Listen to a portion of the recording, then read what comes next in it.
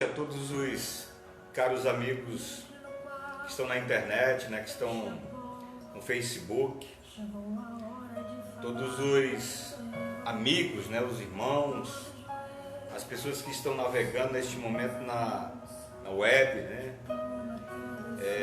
muitas olhando o Instagram, olhando o Twitter. E eu quero convidar você, né, mais uma vez para estar comigo, participando deste trabalho de instrução, né? Você que tem estado comigo esses dias, tenho começado esse trabalho de instrução, né?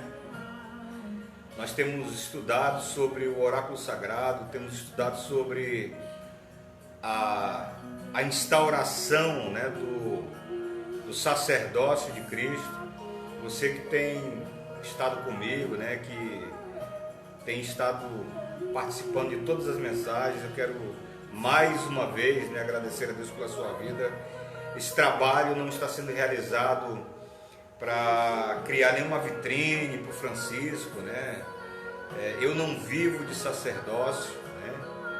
Eu não tenho igreja formada, né, da qual eu dependa dela para viver. É um trabalho voluntário debaixo de uma direção divina, e eu quero, né, dizer a você sempre que sem você esse trabalho não há necessidade de ser realizado, né? Então é um trabalho exatamente para poder levar a você que está participando, que tem estado comigo, que tem aprendido, que tem recebido essas mensagens. E eu tenho certeza que Deus só tem a acrescentar à sua vida, né? Eu quero hoje começar orando, né? Nós vamos iniciar a palavra que fala sobre a consagração do sacerdote no santuário. E eu quero iniciar esse trabalho orando com você. Pai, abençoa, meu Deus, cada um dos teus filhos que estão participando, meu Pai, desse trabalho. Abençoa cada família, cada pessoa, cada coração, cada pessoa que tem se disposto, né, a aprender. Que teu Espírito Santo possa estar falando ao coração de cada um. Remove todas as sendas que não são do teu coração. Tira todo o peso, toda a carga, toda a culpa, todo empecilho, todo embaraço. Que essa palavra que vai ser meditada hoje, meu Deus, possa abrir uma grande janela no coração daqueles que têm esperado, né, para receber uma palavra neste dia, e que a tua vontade se estabeleça em nossas vidas, Pai. Sê conosco, vem dar, meu Deus, a direção para tudo, e instrui, Pai, traz o sonho da tua vontade, e que possamos ser plantados, Pai, em tronos que já estão dispostos para todo aquele que ama as tuas palavras. Abençoa nossas vidas e sê conosco de maneira sobrenatural, em o nome de Jesus. Abençoa, Pai, repreende todo espírito contrário, toda ação do inferno, toda ordem do inferno, toda bruxaria, toda feitiçaria, todo encantamento, toda macumbaria, toda obra, meu Deus, do diabo. Abençoa cada família, age sobre nossas vidas, visita nossas casas, Pai. Quebra toda ordem de Satanás e dá, meu Deus, a tua paz. Passa o sangue, o teu sangue, nas vergas das nossas portas e das nossas janelas, para que nenhuma doença, Pai, para que nenhuma enfermidade, para que nenhuma sentença de morte venha se estabelecer, meu Deus, dentro dos nossos lares, dentro dos lares dos nossos familiares, e que possamos ser encontrados pelo Senhor, meu Deus, em um tempo de extrema dificuldade no mundo, em paz contigo. Sê conosco, sê o nosso guia, sê o que nos conduzirá, meu Deus, para o lugar do teu testemunho, para sermos as tuas testemunhas fiéis, sobremaneira, em o nome de Jesus. Amém. Eu quero convidar a você para participar do que nós vamos falar hoje.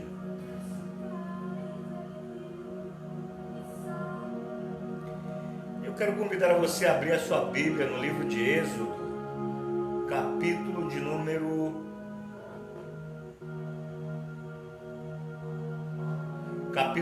29. Eu, como sempre, não costumo fazer leituras, para começar o que eu vou dizer, porque sempre, toda a instrução que eu for dar a você vai estar fundamentado, como em todas as palavras que você ouviu, nessas mensagens que já foram dadas. Eu acho que é bem mais ilustrativo, as histórias que eu conto, inclusive trazendo de dentro da cultura judaica, que são as bases do genuíno cristianismo, a cultura israelita, com toda a aplicação ética das leis, que é a fundamentação para um espírito experimentado na justiça. E todas as mensagens que eu tenho trazido, se você ainda não ouviu, você pode acessar, estão todas na minha página, Francisco Almeida, aqui. Você vai, clica em cima aí na minha foto, você vai entrar na minha página e você vai ter todas as mensagens por escala. E eu hoje, como em todas as mensagens, vou dar continuidade contando uma história, a palavra ou a linguagem que Deus fala. Uma vez um irmão perguntou para mim e disse: qual é a língua de Deus, a linguagem de Deus? E Deus fala Garrida. A língua de Deus é Garrida. Garrida, no original, significa encantada. Então, quando Deus fala conosco, Deus fala Garrida. Ele fala uma linguagem que está fundamentada dentro de um encantamento, É um encantamento, a voz de Deus, e que quando Deus fala conosco, nós somos levados diretamente para o lugar do evento. Por isso, todas as vezes que você me vê falando aqui, você vai estar ouvindo Garrida, que são histórias que são contadas, E essas histórias que são contadas, elas trazem a luz da instrução que eu quero trazer a você. Livro de Êxodo, capítulo de número 29, assim diz a santa, poderosa e sagrada Escritura: será assim a cerimônia de consagração de Arão e seus filhos, como sacerdotes. Tomarás um novilho e 2 carneiros sem defeito, assim como pão sem fermento e bolos de farinha também sem fermento, amassados com azeite, e bolachas feitas igualmente sem fermento, untadas de azeite. Usarás farinhas de trigo fina, porás o pão num cesto, e o trarás com o novilho e os 2 carneiros até a entrada da tenda do encontro. Ali lavarás com água Arão e seus filhos. Depois vestirás a túnica a Arão e o manto, por-lhes o éfode e o peitoral com cinto. Colocarás na sua cabeça o turbante com a placa sagrada em ouro. Depois pegarás no óleo da unção e verterás sobre a sua cabeça.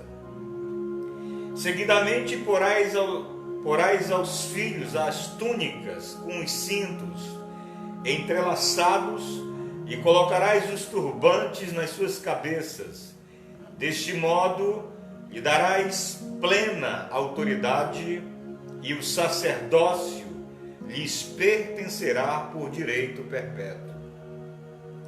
Depois trarás o novilho até a tenda do encontro. Arão e os seus filhos porão as suas mãos em cima dele. A seguir, matá-los-á perante o Senhor, à entrada da tenda do encontro. Porás do seu sangue sobre as pontas do altar com teu dedo, e deitarás o resto na base do altar. Depois tomarás a gordura que cobre as partes interiores, assim como a vesícula biliar e os 2 rins com as gorduras, e queimarás tudo sobre o altar. Depois disso, pegarás no corpo com a pele e as fezes, e os queimarás fora do acampamento como um sacrifício pelo pecado. A seguir, Arão e os seus filhos deverão pôr as mãos sobre a cabeça de um dos carneiros. Depois matarás o carneiro e o seu sangue deverá ser recolhido e posto nas pontas do altar. Parte o carneiro e lavar-lhe-á as entranhas e as pernas. Coloca estas com a cabeça e as outras partes do corpo sobre o altar. E queima tudo. É um holocausto ao Senhor, que lhe é muito agradável. Oferta queimada ao Senhor. Seguidamente, pegarás do outro carneiro. Arão e seus filhos deverão pôr-lhes as mãos em cima. Depois de matares o carneiro, recolhe o sangue e põe um pouco sobre o lóbulo da orelha direita de Arão e dos filhos, assim como nos seus dedos polegares, tanto da mão direita como do pé direito. O resto do sangue salpicarás sobre o altar. Depois apanharás um pouco do sangue que está sobre o altar, misturarás com uma porção de óleo da unção e espargirás sobre Arão e seus filhos, assim como sobre a sua roupa. Dessa forma, tanto eles como o vestuário serão santificados. Eu vou parar essa leitura nessa parte, mas eu convido você a ler todo o capítulo de número 29, que é o cerimonial da consagração sacerdotal. Esse cerimonial que está descrito aqui no livro de Êxodo, ele foi um cerimonial que foi instaurado por Deus, ali através da pessoa de Moisés. Moisés foi quem realizou a consagração de Arão e seus filhos para serem os ministros do altar.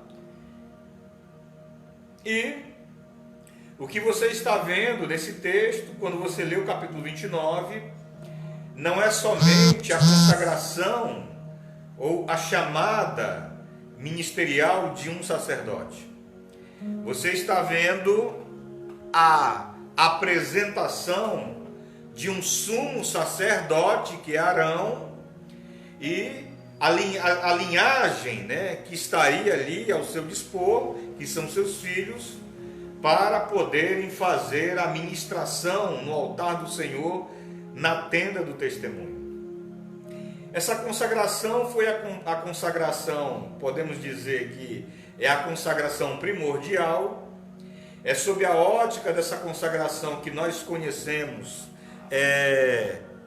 a imagem da chamada seletiva de Cristo, que aqui na imagem da consagração é Moisés, o que consagra o sacerdote e que estabelece um plano hierárquico de governo sobre a casa, aonde o mesmo Arão é a imagem mística de um sacerdócio que seria exercido por Cristo através do ato em si, da própria crucificação. Eu quero começar a contar a você como era que se gestava a relação familiar do corpo levítico, para a gente poder entrar na maneira como se tem o conhecimento da preparação de um menino que ia herdar esse ofício. A primeira coisa que você tem que entender é que Cristo, né, eu já contei quando eu falo sobre o resgate da mulher adúltera, existe uma janela lá, inclusive é feita essa menção, nós não entramos nesse assunto, nós vamos entrar quando eu for falar sobre, de novo, Bava Batra, o terceiro portão, e nós formos estudar sobre a família de Deus, né? Existe um texto mencionado por Paulo quando ele fala sobre o ser concidadão, que inclusive na mensagem de ontem eu faço uma menção, e a família de Deus, que é o plano de anexo, né? O plano de ingresso de um filho que nasceu fora das fronteiras do seu país, mas que é filho de um genuíno, um homem nascido dentro da terra sagrada, e que precisava ser trazido de uma terra distante para dentro do país onde o Senhor era o rei, para que aquele menino pudesse receber a dignidade, né, de ser reconhecido por Deus como herança sua.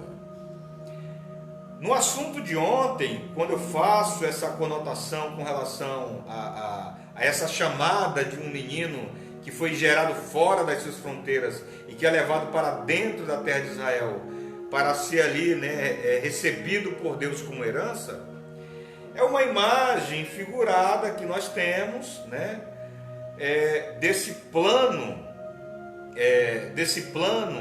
de alcance, e que é o início, né, de um plano aonde essa linhagem que não tinha direitos, sendo estrangeira e que é recebida por Deus por herança, que vai também fazer parte de um outro plano elaborado por Deus, que é a instauração do reino sacerdotal, que eu já menciono, inclusive, se eu não me engano, na segunda mensagem, que você vai ver nessa página de baixo para cima, né? Quando eu falo sobre o erro dos sacerdotes, quando eles deixam de fazer o exercício do levirato através de seus filhos, entregando para as filhas das tribos, para que esses filhos gerassem filhos nessas filhas que não eram da raiz levítica, mas que para resgatar este povo que estava se afastando do santuário, gerariam, né, uma nova identidade no meio do próprio povo, legando aos descendentes que viriam dessas meninas herdeiros não somente do santuário, mas também herdeiros não somente da terra, mas também herdeiros do santuário, tal qual os filhos de Levi, né, que são os herdeiros ou os que têm a preeminência sobre o templo, para se entender o que genuinamente é um reino sacerdotal, né? Não somente um herdeiro de posses, de terras, mas um herdeiro do templo. Então é esse passo que é dado através dessas etapas, né, que quando nós estudamos as Sagradas Escrituras a respeito do legado divino para um filho que é chamado para estar na sua presença, e que ele, sendo trazido de uma terra distante, né, ele vai fazer parte de um corpo que os seus descendentes serão herdeiros também de direitos do templo. É sobre essa imagem que nós temos a importância da instauração do princípio sacerdotal, né? A condição do sacerdócio em si, né, a maneira como o sacerdócio ele era gerado, como ele era estabelecido dentro da terra, é algo que se precisa ter bastante atenção. A consagração de Arão, ela não faz colocações a respeito de algumas prerrogativas, ela não faz colocação a respeito de algumas outras prerrogativas que eram necessárias, inclusive estabelecidas pela lei, referente à chamada de homens que se fariam ministros do altar. Essa primeira chamada que nós temos, né, através do texto que nós acabamos de ler, mostra o momento em que Deus ele manda que Moisés separe Arão e seus irmãos, e seus filhos, aliás, né, para se tornarem os operários do templo ali no serviço dos sacrifícios no altar do holocausto. E essa primeira chamada, ela faz alusão à preparação física. E quais eram os utensílios físicos que o sacerdote usava, como a imagem, né, de um sacerdócio que estaria sendo indicado para alguém que iria lidar com a morte de cordeiros. Então você vê aqui a indicação de 2 cordeiros, né, para serem mortos perante o Senhor. O primeiro era feita uma confissão de Arão e seus filhos, e este era morto, e toda a gordura, o fígado, a frisura, toda a parte gorda do cordeiro, ele era queimado em cima do altar do holocausto, e ali não sobrava absolutamente nada daquilo, né? O segundo cordeiro, né, que era morto, também se fazia a confissão.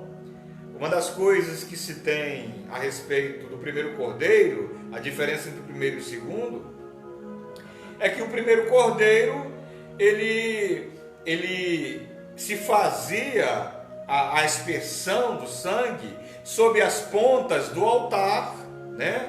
E depois se derramava o sangue sobre as bases do altar. O segundo cordeiro, e se queimava todo o cordeiro.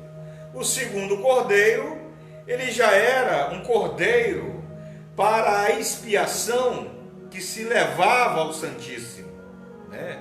Que se levava ao Santíssimo, que era uma apresentação não somente pelo sacerdócio, mas também por todo o povo.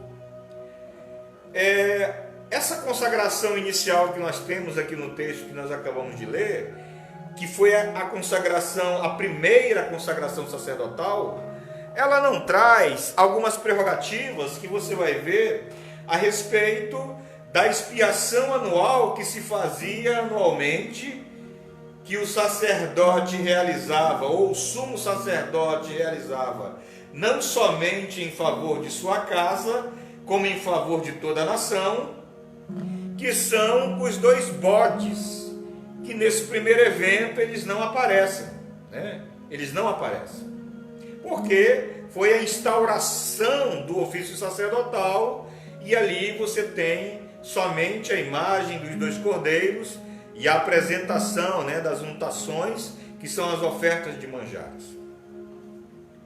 Deixa eu contar para você uma história, como é que se constituía a relação dos filhos com o templo. Depois da primeira consagração que você viu, os sacerdotes exerciam o sacrifício no templo, recebiam o povo diariamente, né? O templo estava dividido em 3 etapas, como eu explico em outras mensagens. Estava dividido entre a primeira entrada, que eram 5 degraus, e um 6º degrau, que era um grande patamar, e ali na frente daqueles primeiros 6 degraus estavam as 2 colunas, né, do templo, que a da direita chama-se Boaz e a da esquerda Jaquim.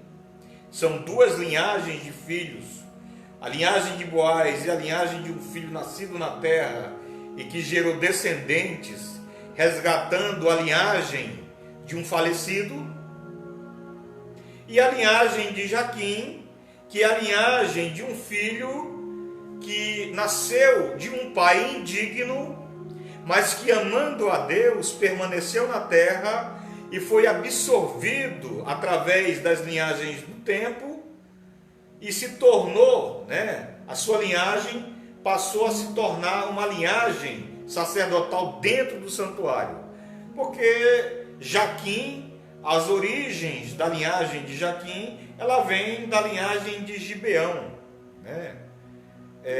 Ela vem da linhagem de Gibeão. E E essa linhagem, né, dos gibeonitas é a linhagem de um filho que se casou, de um dos filhos de Jacó, que se casou com uma mulher cananeia. Então, Jaquim não era, as suas origens não era de um genuíno nascido na terra, mas um filho, nessas perspectivas da linhagem de um filho nascido de um genuíno israelita, mas com uma mulher estrangeira, mas que pelo legado divino tinha que ser apresentado no templo como herança do Senhor. E a Bíblia, quando fala da linhagem de Jaquim, está falando da aceitação de Deus desses filhos que também receberam o direito de terem um legado sacerdotal dentro do templo. Então as pessoas passavam por aquelas portas, aquelas colunas, e elas iam para um lugar chamado alpendre, que na constituição de uma linguagem que já era falada na época de Jesus, né? Jesus falava o hebraico fino, o hebraico mesmo, que era o hebraico da época, já não era mais em si o massorético, mas um hebraico com algumas mudanças de tônica, né? E ele falava também o coenê, que era a linguagem dos pobres que moravam nas regiões pobres do país e das cidades. E os pobres, quando falavam do templo, eles faziam referência ao templo usando as três imagens métricas da divisão das divisões das alas do templo. Essa primeira ala, que era conhecida como alpendre, para os pobres, né, que moravam na terra de Israel, eles chamavam aquela parte inicial de caminho, né? Então, quando alguém ia se encontrar com alguém no templo, e se essa pessoa, por exemplo, dissesse, olha, vamos nos encontrar no templo, ou marcasse através de um mensageiro de se encontrar, como o templo não era tão pequeno, eles podiam marcar de se encontrar em dois lugares. Ou eles se encontravam no caminho, ou eles se encontravam na verdade. A verdade era a segunda parte do templo, né? Quando se saía do alpendre, que o alpendre era o lugar onde ficava também os juízes, né? Sacerdotes que não estavam exercendo naquele dia o seu ofício depois do segundo portão, e que foram recrutados, né, ou que estavam ali para exercer o seu ofício de juiz, que era a indicação do sacerdócio, né, a indicação sacrificial para o povo, ficava tipo aquelas pessoas que nos bancos ficam, né, para receber as pessoas, para saber qual é o serviço que eles precisam. Então aqueles sacerdotes que ficavam ali no alpendre, eles recebiam as pessoas e filtravam a necessidade sacrificial, dizendo qual era o sacrifício que eles precisavam levar, ou passando pela primeira ala, que era o caminho, se apresentar lá na verdade, para entregar nas mãos do menino o sacrifício que ia ser apresentado pelas suas necessidades. Então, um israelita, quando ia ao templo, ele só podia estar em dois lugares, né? Que era no caminho ou na verdade. Que a verdade já era o segundo espaço por onde os homens passavam, né? Quando passavam pelos juízes, no alpendre, a primeira fase. E ali, naquela outra ala, existiam duas divisões, que era o lugar onde os homens ficavam e o lugar onde as mulheres ficavam, porque não ficava todo mundo junto, né? No lugar onde os homens ficavam, era uma parte de onde eles tinham acesso à porta formosa, que era o umbral do segundo portão, aonde o sacerdote se apresentava a 9 degraus acima, né? E as mulheres ficavam mais ao leste. No lugar onde as mulheres ficavam, tinha uns bolsos de pedra nas paredes, né? Que eram tipo como se fossem pequenos jardins com uma certa profundidade, aonde as pessoas depositavam dinheiro, né? Botavam lá no lugar onde as mulheres estavam. E quando as pessoas ou os homens iam ao templo, eles podiam se encontrar no templo em dois lugares, ou no caminho ou na verdade, né? Ou ali na entrada da verdade, né? Já ali na entrada de quem ia apresentar uma ação sacrificial. Por quê? Porque a extensão da verdade no templo, ela ia do portão, aliás, ela ia da porta formosa até a entrada do lugar santíssimo, né? O espaço onde ficava o altar do holocausto era conhecido como verdade.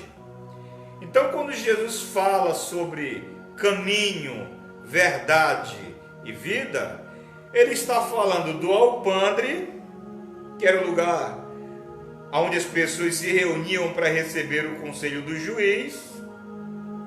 Ele está falando da verdade, que era o lugar onde o holocausto era apresentado pelos sacerdotes em cima do altar.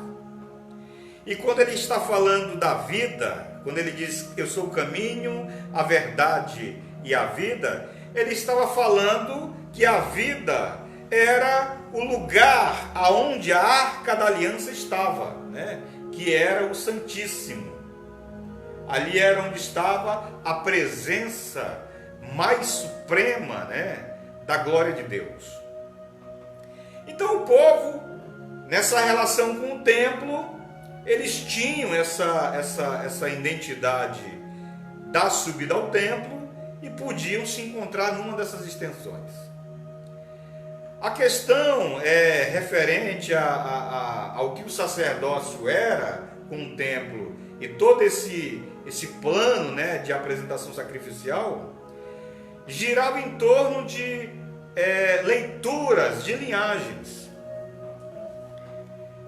A primeira consagração, você não vê a avaliação, ou não é mencionado de imediato esta avaliação, mas que supostamente ela foi realizada por Moisés, né? Ela foi realizada por Moisés. Uma das coisas que se vê hoje muito latentemente, meu irmão, e que eu acho que tem centenas, talvez, os pastores que me assistem, né, pela internet, tem muito pastor que tem vontade, acho que, de me esganar, né? Eu creio assim.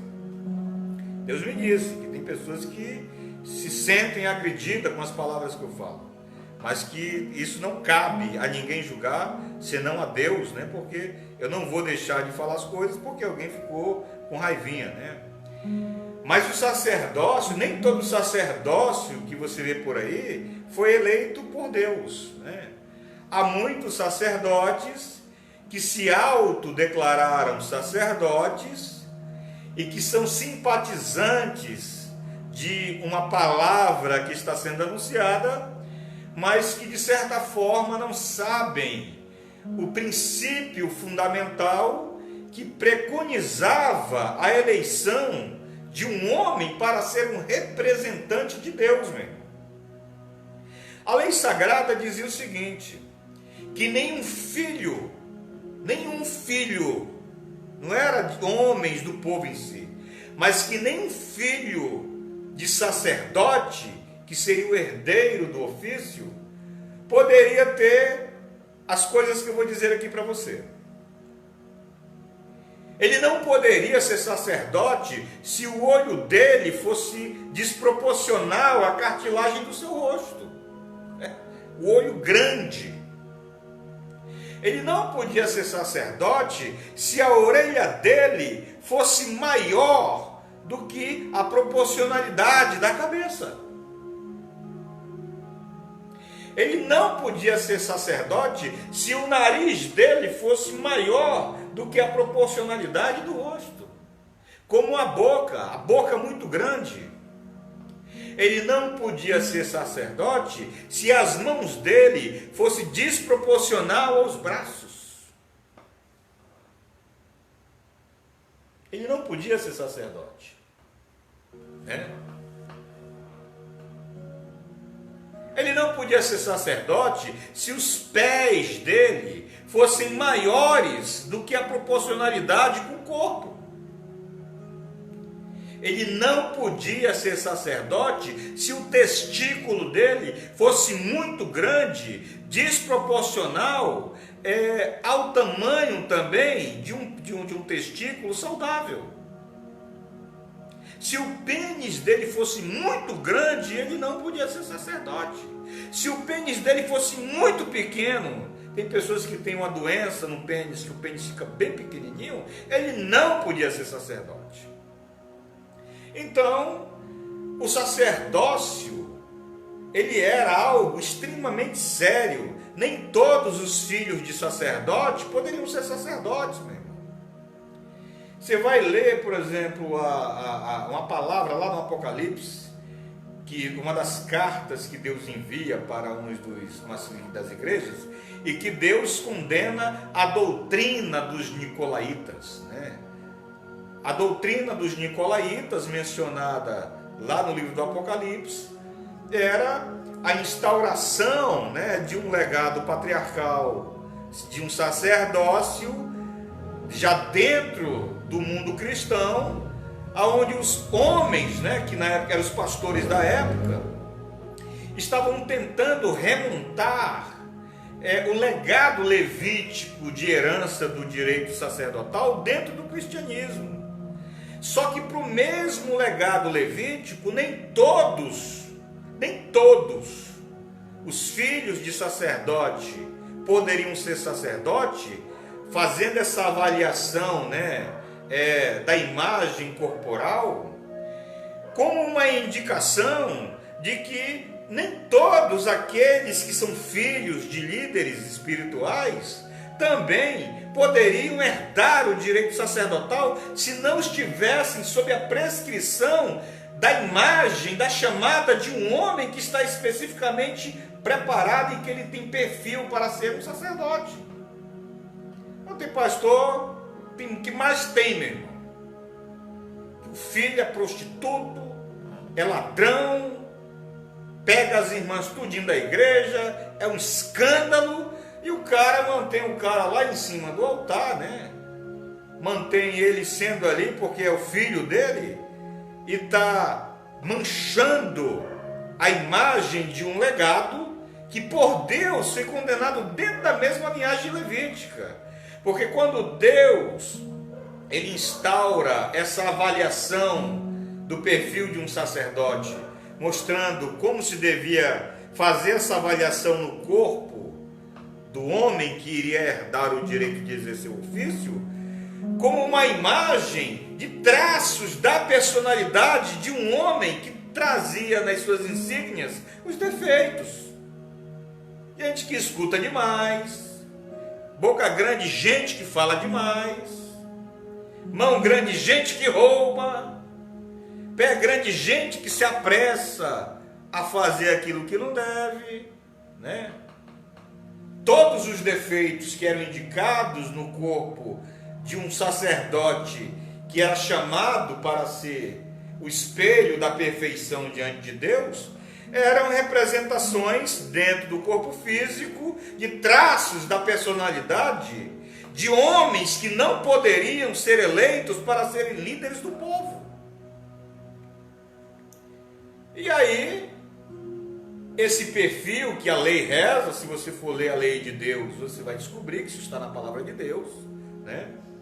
Na consagração que foi aqui mencionada através do capítulo de número 29 de Êxodo, essa avaliação, meu irmão, ela foi feita pelo próprio Deus na linhagem de Arão.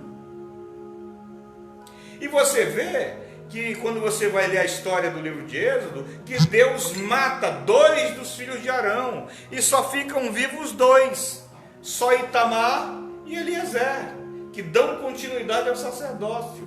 Os 2 que não tinham perfil para ser sacerdote e que queriam insistir em exercer uma chamada sacerdotal sem a reverência devida, Deus matou.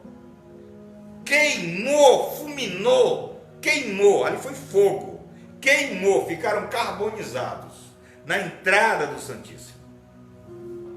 Então, a eleição ou o legado sacerdotal ele acontecia assim. Primeiro que o que era na casa de um sacerdote tinha que ser nas famílias do povo. Era um legado, uma herança que vinha do templo e que instauraria no coração daquele povo e que, sob as condições do resgate levirático através das linhagens dos filhos dos sacerdotes na união com as filhas das outras tribos,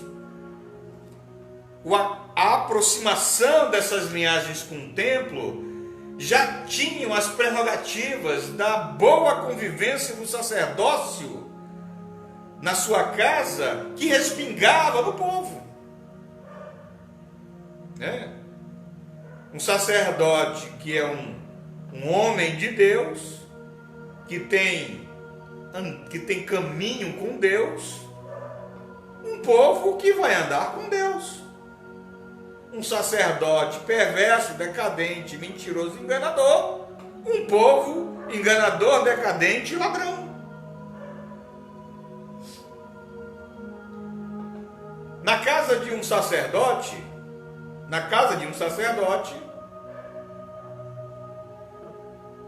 quando se sentavam na mesa para comer, aí parece uma ritualística religiosa, mas não era. Os filhos de um sacerdote, meu irmão, eles só falavam quando era autorizado. Na verdade, o menino que ia de 12 a 16 anos para a chamada dele para dentro da família, por quê? Porque enquanto ele tinha do seu primeiro dia de nascimento até completar os 12 anos de idade, ele não tinha voz dentro de casa. A mãe dele já ensinava ele a andar de boca calada. A mãe dele já ensinava ele que quando ele fosse falar com o pai, ele tinha que pedir permissão para falar com o pai. Antes de começar a falar com o pai, ele tinha que chegar para o pai e perguntar se ele podia falar. Quando criança, ele estava sendo preparado já para ser um sacerdote que ia manter relação com Deus. E aquele menino pequeno parece que é uma criança. O pai sempre, cuida dos filhos com muito apreço, com muito cuidado, mas era a responsabilidade da mãe instruir o filho. Segurar o filho e dizer: filho, você não pode falar com o papai agora. Se você for falar com o papai, pergunte se você pode falar. E este menino, até 12 anos, ele ia crescendo com aquela barreira entre ele e o pai, vendo a autoridade que estava sobre o pai dele e admirando aquela autoridade, porque ele era herdeiro daquele legado. Então, na mesa não se falava. Os filhos não falavam, não ficavam cuspindo as suas revoltas como se vê hoje. Sentava-se na mesa para comer, fazia-se a oração sacerdotal, comia-se todo mundo, Depois do almoço todo mundo tirava o seu tempo, para a digestão, como em todas as culturas, e se fossem trabalhar, ia-se trabalhar cantando. Depois dos 12 anos, aquele menino, quando era feita a celebração do Bar Mitzvah, Jesus teve um Bar Mitzvah que não foi muito convencional. O Bar Mitzvah de Jesus foi ter sido esquecido no templo. Ele passou 3 dias ali no templo ensinando os mestres. Por quê? Porque o Bar Mitzvah, ele era a celebração onde a família dava uma festa e chamava os amigos e os parentes mais próximos para comer e beber e celebrar aquele menino que estava na família, com 12 anos de idade, às vezes com 13, até 16 anos se fazia o bar mitzvah. Se celebrava o bar mitzvah daquele menino, né? E ele era carregado numa cadeira sobre os ombros dos homens mais honrados da família, porque a partir daquele dia ele ia poder falar na mesa. Então, quando você vê Jesus no templo, né, ali ensinando os mestres, significava que o menino foi aceito na família para falar. A menina, ela não podia falar, né? Ela podia falar com a mãe, ela podia falar com os irmãos, podia falar com o pai, da mesma maneira que o menino, pedindo permissão, né? Mas ela não tinha voz em decisões. Já aquele menino com 12 anos, ele já podia participar de algumas decisões que iam ser tomadas entre o pai e a mãe dele. Ele já ia crescer, né, ali, sendo alguém com voz dentro de casa. Claro que ele tinha que saber medir bem quais seriam as opiniões que ele ia dar, para ele não se tornar um tolo dentro da família. Já a menina, ela ia continuar dentro da família sem ter a voz nas decisões, porque ela só ia ter voz em alguma decisão quando ela se casasse e tivesse um marido. E na casa dela, junto com o marido, consultada pelo marido, ela ia poder dar a opinião dela. Mas não ia poder tomar a decisão. Ela ia poder aconselhar o marido.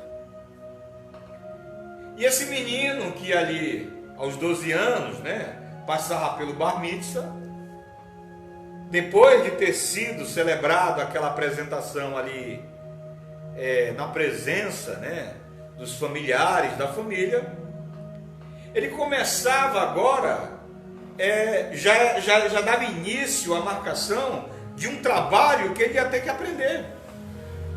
Então aquele menino, depois que ele passava pela celebração do bar mitzvah, né, ali com 12 anos, 13 anos, 14, 15 ou 16 anos, no dia em que o pai dele subisse para o templo para ir apresentar o sacrifício dele na hora que estava determinada, porque existia turnos sacerdotais.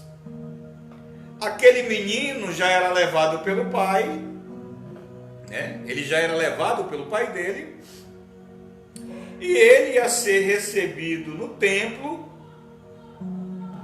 e 2 sacerdotes iriam fazer uma avaliação da condição física daquele menino. Então, no dia que aquele sacerdote chegava no templo com aquele menino, né, ele chegava com aquele menino no templo, ele entrava com aquele menino pelo portão do sul, que era por onde os sacerdotes entravam, e ele, chegando no portão do sul, entrando ali no lugar santo, que era a verdade, cerrava-se a porta formosa por meia hora. Era fechada por meia hora, e quando a porta era fechada, todo o povo que estava fora silenciava. E ficavam, né, ali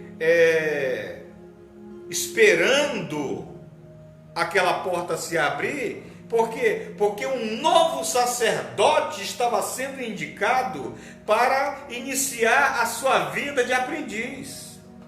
Ele não era um sacerdote ainda. Ele não estava sendo consagrado ao sacerdócio. Ele estava sendo chamado para ajudar o pai dele no templo. Eu comecei esse discurso falando sobre algumas questões que eu falava lá numa das mensagens lá atrás, que eu falo sobre Diblaim, né? Que é a imagem que se tem de Deus, ou a origem dos arcanos de Deus, que fala sobre o abraço duplo, que é a imagem, que o próprio discurso que fala sobre o resgate da mulher adúltera fala, o próprio nome de Diblaim mostrava o abraço que um pai dá em um filho muito apertado, principalmente um filho que foi tirado da sentença de morte. Por quê? Porque para nós conhecermos as origens de Deus, ou a maneira como a Bíblia indica o nascimento, ou como Deus surge no limiar dos mundos, nós só podemos ter essa imagem sob algumas perspectivas que são estudadas sobre a linhagem de Seir e na vida de Diblaim, que o próprio nascimento de Diblaim já indicava a necessidade que ele teria de resgatar uma filha que estaria sob uma sentença de morte, né? Então, o sacerdócio, ele sempre esteve aliançado com o princípio da regeneração, ou com o princípio do alcance de quem precisa ser alcançado. Então, quando aquele menino ele entrava pelas portas do sul, que ele passava para o lugar santo, né? Fechava-se a porta formosa e o sacerdote que tinha apresentado o sacrifício antes do turno do pai dele, né, ia ficar ali vestido com as suas roupas sacerdotais. Já tinha passado o éfode para o pai dele, né? E o sacerdote que ia vir depois do turno do pai dele também ia estar lá. 3 sacerdotes para avaliarem aquele menino. Então aquele pai, né, o pai daquele menino com um éfode no peito, que era uma peça de ouro, com 12 pedras incrustadas e 2 pedras feitas de ossos, que era Urim e Tumim, que são as pedras da sorte. Eles iam despir aquele menino, ou o pai daquele menino ia despí-lo, para ver o menino nu. Algumas pessoas não entendem a crucificação de Jesus. Eu não sei se você sabe, mas Jesus Cristo, ele não foi crucificado com aquele paninho que você vê, né, na cruz, não tem aquele paninho que enrolam nele. Aquele paninho nunca existiu, meu irmão. Aquele paninho, se você for estudar a história, ele foi posto pela Igreja Católica no período do Renascimento, porque a imagem que se tinha de um Cristo crucificado nu era vergonhosa para a igreja. Aí colocaram aquele paninho para cobrir as partes de Jesus, mas Jesus foi crucificado do jeito que ele veio ao mundo, nu, indicando as prerrogativas de um cordeiro perfeito, que já eram analisadas sob essa imagem constitutiva indicadas no sacerdócio levítico. Então era feita uma avaliação naquele menino, na idade da sua entrada no templo, e eles iam olhar tudo. Eles iam olhar os olhos, as orelhas, se não tinha nenhum golpe, eles iam olhar as mãos, eles iam olhar os testículos, o pênis do menino, eles iam olhar tudo. E constatando que aquele menino estava perfeito para ser um sacerdote, aquele menino, né, abria-se a porta formosa e aquele menino era apresentado ao povo ali. E agora aquele menino não ia ficar no lugar santo, ele ia ficar na porta do norte. Porque quando alguém chegasse no templo para levar algum sacrifício, aquele menino, ele ia vir da porta do norte, já vendo a pessoa se aproximar com o sacrifício, com uma túnica branca, né, já ali prenunciando o que ele ia exercer, e ele pegava aquele cordeirinho, ou aquele pombinho que ia ser levado, e ele ia, das mãos da pessoa que ia apresentar, ele ia andando e entrava pela porta do norte, aonde ele ia entregar nas mãos do sacerdote, que era o pai dele. alguns litúrgicos, né, do mundo rabínico, quando falam sobre essa entrada do menino, essa entrada desse menino que passava a manter uma relação com o templo, eles dizem que o impacto inicial daquele menino com o evento do templo muitas vezes era muito doloroso, porque uma coisa era o menino saber que o pai dele era um sacerdote, outra coisa era ele estar em todos os eventos onde o pai dele era o sacerdote, presenciando aquele morticínio contínuo de animais inocentes. Então, haviam meninos que, quando embarcavam naquele primeiro momento, né, de ser os que levavam o cordeiro para ser morto, aquilo trazia um grande conflito na natureza daqueles meninos. E muito raramente você não via alguém que chegar ao templo com um cordeiro, que essa pessoa já não viesse em lágrimas. Porque aquela pessoa, ela não chegava em lágrimas, não era com pena do cordeiro que ia ser imolado. Mas havia ali um grande colunho de muitas emoções que estavam intimamente ligados com a relação daquele homem com aquele cordeiro. Por quê? Porque os pobres, as pessoas que levavam sacrifícios perfeitos a Deus, eles pegavam aqueles cordeiros no nascimento da sua mãe e ficavam com aqueles cordeiros acompanhando o crescimento deles até o dia de levar para o templo. Eles davam um nome para aquele cordeiro, né? Eles levavam o cordeiro para se amamentar, e depois que era amamentado pela mãe, eles não deixavam ele solto para não quebrar nenhuma unha, para não sofrer nenhum tipo de dano, e os levava no braço, remontando assim a identidade da paternidade de Deus com o seu próprio filho que ele teve que entregar.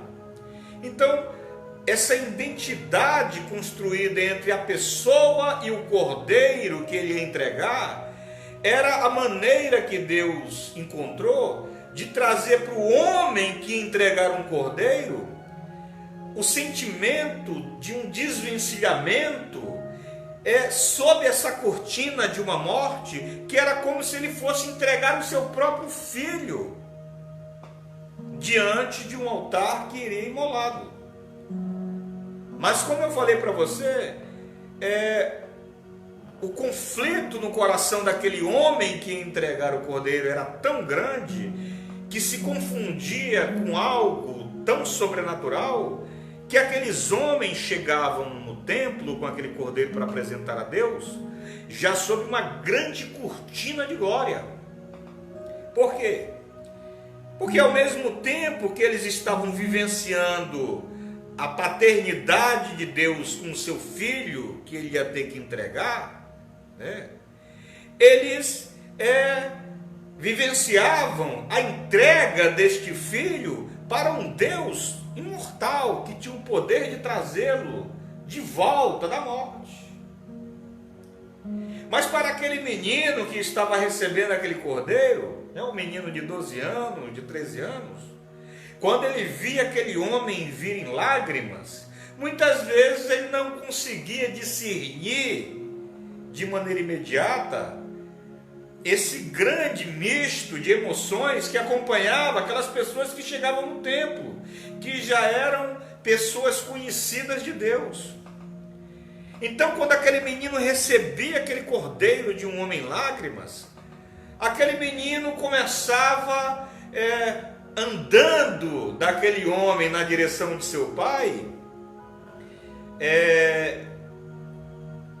entrar numa grande batalha interior, porque à medida que ele olhava para as lágrimas daquele homem que entregou o cordeiro, e à medida que ele andava na direção de seu pai para entregar o cordeiro, ele construía, naqueles primeiros dias, uma grande imagem de um homem cruel a respeito de seu pai, não a respeito das pessoas.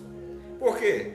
Porque quando ele via as pessoas em lágrimas, nesse primeiro momento, ele não entendendo o que tudo aquilo significava de maneira profunda, ele via pessoas chorando porque estavam entregando um cordeiro que ia morrer. Mas quando ele entregava esse cordeiro para o seu pai, o pai dele botava aquele cordeiro, a cabeça do cordeiro debaixo do braço, com o resto do corpo suspenso, e ele andava na direção do altar, marchando e pisando bem forte, com o pé na parte onde o cordeiro estava preso, debaixo do braço. E ele fazia aquilo, né, empurrando o corpo do cordeiro para baixo, sufocando aquele cordeiro, porque aquilo era uma ritualística para o cordeiro enfrentar a morte. E aquele cordeiro que ele sufocava debaixo do braço e levava sob aquele estado de pressão, ele ia mudo, ele não berrava, era um cordeirinho. Ele ia para o matadouro, como está escrito no livro do profeta Isaías. Ele ia como uma ovelha muda para o matadouro. Quando o texto que fala aqui ir como uma ovelha muda para o matadouro, está falando desse estágio entre a porta do norte até o lugar onde o sangue dele era derramado. E nesses primeiros dias de ofício sacerdotal desses meninos, uma grande batalha no homem interior deles começava a ser travada, porque ali estava sendo gerada a identidade de um sacerdote, que ele ia ter que aprender a lidar com as duas vitrines, que era a aliança do coração de um homem que constituiu com aquele cordeiro pela criação desde o seu nascimento, né? E a seriedade do sacerdote na imolação, que era o seu pai, que tinha uma imagem de um homem cruel que ali nem pestanejava ao matá-lo. Então, esse espaço de tempo que ia desde que o menino se apresentava no templo para começar esse trabalho, né, de ser o portador das ofertas para o lugar do sacrifício, que ele começava às vezes com 12 anos, e daí ele seguia toda a sua vida até 29 anos, 7 meses e 8 dias, que era quando ele ia fazer o que o pai dele fazia. Esse espaço de tempo fazia com que aquele menino ele conseguisse digerir todo o conceito do que era o sacrifício. Ele fazia com que aquele menino ele conseguisse entender todo aquele misto de emoções que estavam no coração dos filhos do povo, né? Ele conseguia agora olhar a profundidade da aliança que aqueles homens tinham com aqueles animais que chegavam em lágrimas, que estavam como se estivessem entregando um filho, e olhando para aquela imagem já atribuindo a Deus, né?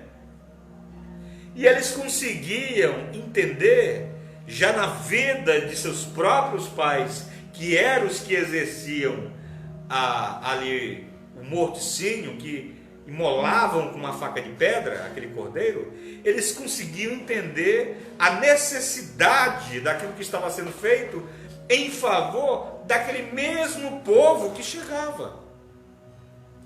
De 12 anos até 29 anos, meus irmãos, era um espaço de tempo, né, bastante substancial. Ele tinha ali praticamente... ele tinha praticamente 17 anos de ofício, né? Ele tinha praticamente 17 anos pegando as ofertas e levando para lá. Afora que também eram responsáveis por levar as partes as partes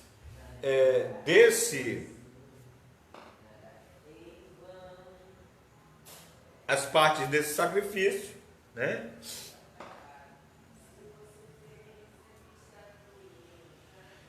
Afora que eram responsáveis por levar as partes do sacrifício que não podia ser queimado ali no altar, para ser queimado fora. Afora ser eles, né, os que faziam o transporte também dos bodes que eram levados para o deserto. Você vai ler alguns textos na lei que diz que um homem, né, levou o bode para o deserto. Aquele homem já era alguém que não era mais um menino, né, mas que estava ali aprendendo o ofício sacerdotal, e que no dia da expiação anual, né, fazia parte da linhagem do sumo sacerdote, que estava apresentando o seu sacrifício naquele dia, e que aquele menino iria levar o sacrifício para fora das fronteiras, o bode expiatório para morrer no deserto, fora das fronteiras do santuário. O sacerdócio, ele é um misto de muitas condições, de muitas prerrogativas, porque dentro dessa imagem que nós temos a respeito do templo, quando se trata da chegada de um povo, né, com sacrifícios, quando se trata deste menino que era o que estava sendo gerado para entender a fundamentação do ofício que ele ia exercer, não somente como alguém que matava um animal, mas entendendo que existia uma grande aliança que vinha do Santíssimo, e que o povo reproduzia aquele princípio de entrega que nasceu no coração de Deus ao doar ou ao entregar o seu filho para ser morto em favor de todos os povos. Isso tudo tinha uma grande grandeza, meu irmão.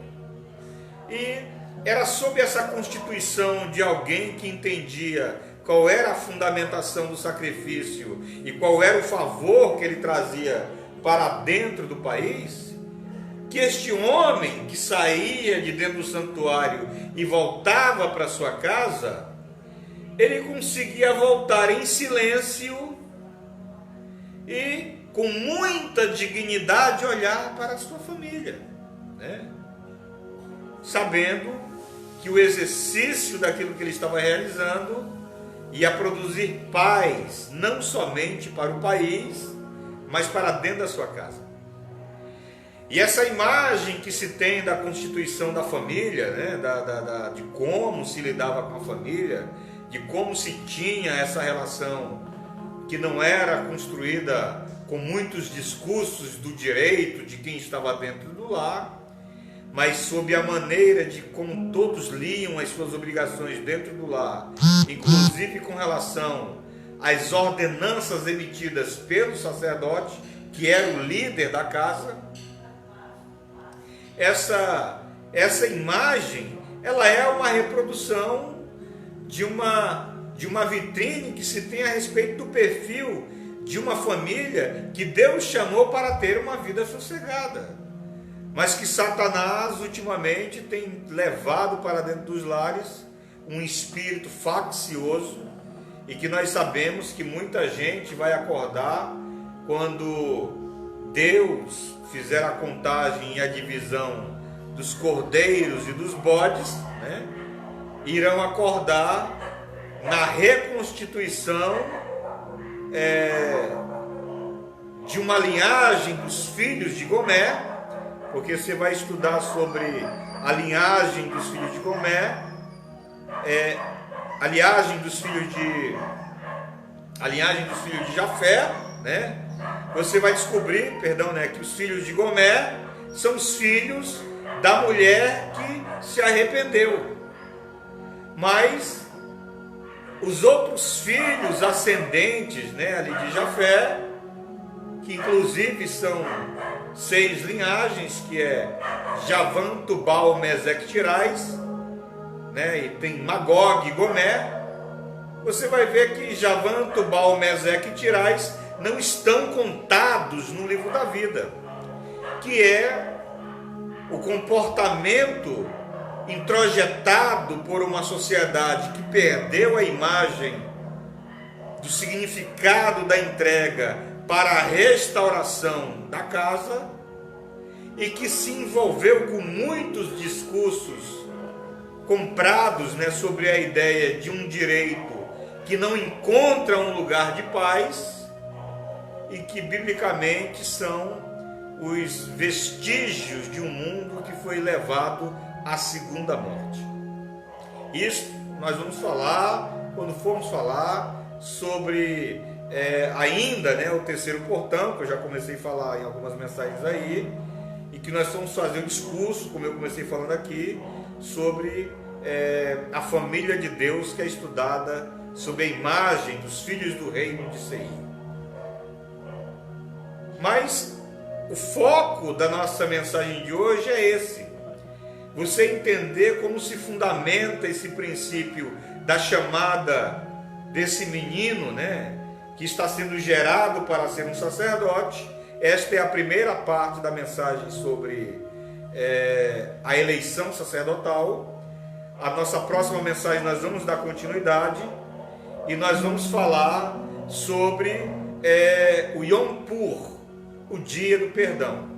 Eu não vou estender as mensagens sobre o sacerdócio, falando sobre constituição de sacrifícios no altar, e vou falar um pouco sobre os sacrifícios, inclusive sobre a oferta alçada e a oferta pacífica, mas não vou me estender falando sobre o holocausto, porque quando nós falarmos sobre o Yom Pur, que é o dia do perdão, que fomos falar sobre os cordeiros que eram mortos e sobre os 2 bodes que eram apresentados diante de Deus, nós vamos ter toda essa imagem do exercício do sacerdócio em favor do povo e a maneira como esse sumo sacerdote se apresentava naquele dia, para nós entendermos qual foi o posicionamento de Cristo quando ele sai de regiões altas na eternidade e sai para fora do santuário, que era o que acontecia no dia do perdão,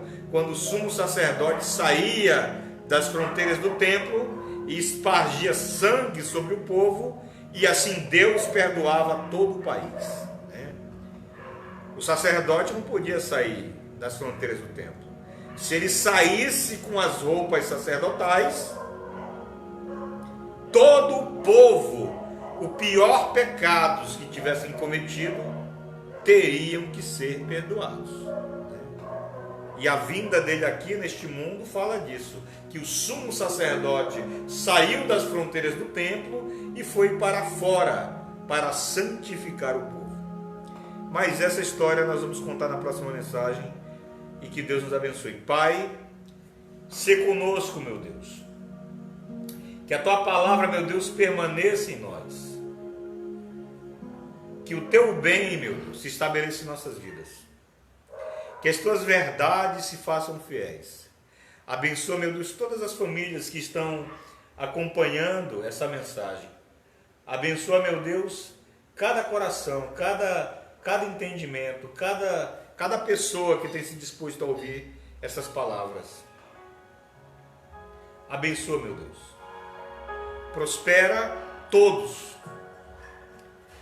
Que a chamada sacerdotal, Pai, que esse princípio de identificação do que o sacrifício genuinamente é, possa estar, meu Deus, em nossos corações, para que nós, sob qualquer circunstância, venhamos nos esquecer do grande ofício realizado por Cristo neste mundo. Que possamos nos fazer eleitos genuinamente e nos apropriarmos, Pai, do legado da grande redenção que foi trazida a este mundo através do testemunho do Messias.